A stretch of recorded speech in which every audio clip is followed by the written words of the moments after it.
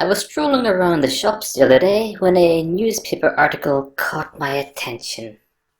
I found it both entertaining and threatening, so I decided to do a follow-up to my experimental vacation video from a few weeks ago to highlight this. British Army's Information Warfare Unit will be deployed to tackle anti-vacation propaganda ahead of jab rollout. Because nothing instills more confidence in an experimental vacation than sending in a platoon against anyone who questions it. Am I right? The British Army's Information Warfare Unit will be deployed to tackle anti-vacation propaganda ahead of the Wuhan vacation rollout, it has been revealed.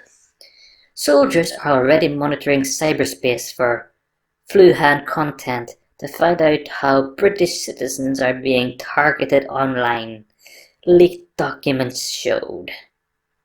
It comes amid a rise in the number of anti-lockdown and anti-vacation protests taking place around Britain, as 3 potential vacations were found to have around 90% effectiveness.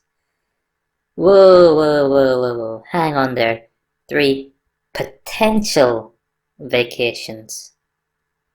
Is this article undermining its own premise? I mean, if the Daily Mail are not careful, the jackboots will come after them for anti-vacation propaganda. So let me ask the question here. What is wrong with the UK public, who the government and the army are supposed to answer to? Asking questions. If the companies producing the vacation do not have adequate answers, I'm afraid it is not the public who should be scrutinised. A probe into vacation disinformation from hostile states, including Russia, will be launched. The team will start recruiting professional and reserve soldiers to help in its mammoth task as the government prepares the country for mass vacations as soon as next month. Tell me now, what constitutes vacation disinformation? There's a hypothetical 90% effectiveness. But as this is a new treatment, there is very little known about side effects. This is not disinformation. It is an unanswered question. The only way to fully answer that question is to distribute the vacation and wait. I agree that microchips in the vacation or sterilization of people were ideas that were very out there. But now the army is being called in as enforcers. Yet these will confirm these ideas in many minds. Sinead Quinn, who owns Quinn Blakey Hairdressers in Oakenshaw near Bradford, West Yorks, was fined $27,000 for refusing to close. What's that got to do with vacation disinformation? Meanwhile, several mothers on the Save Our Rights UK Facebook page declared they would not be taking a Wuhan vacation, and nor would their children.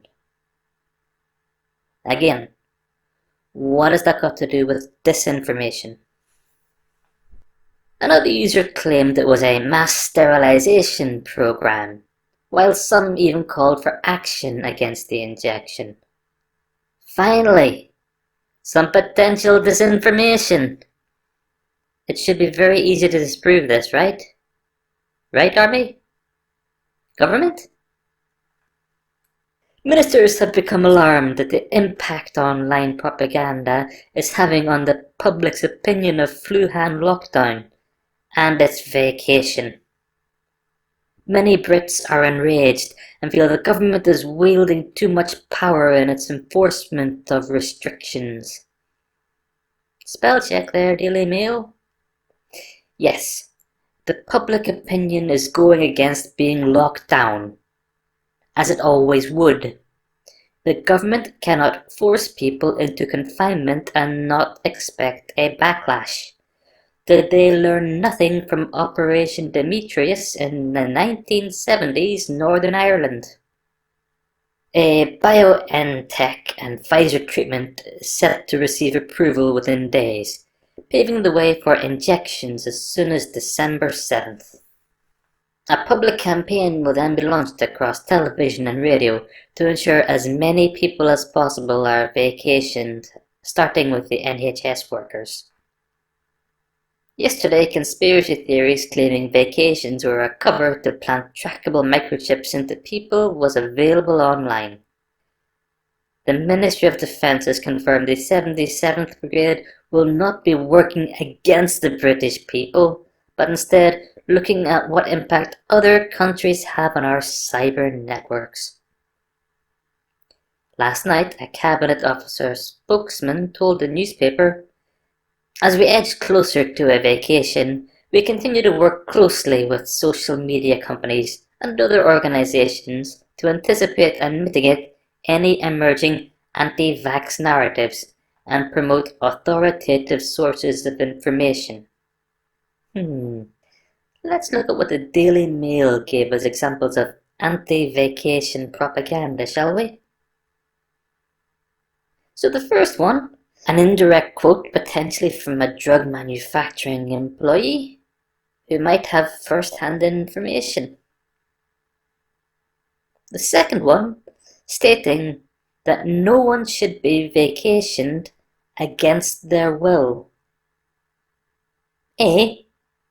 These are not anti-vacation propaganda. These are valid concerns. And B. Personally, I agree with the statements. To reiterate my previous video, am I going to tell anyone not to get the vacation? No. You live your life, you make your choices, as long as it is a choice, but then you have to accept your consequences. Am I going to get an experimental vacation? Still, hell no. I will live or die with the consequences of my choice, but most likely, live.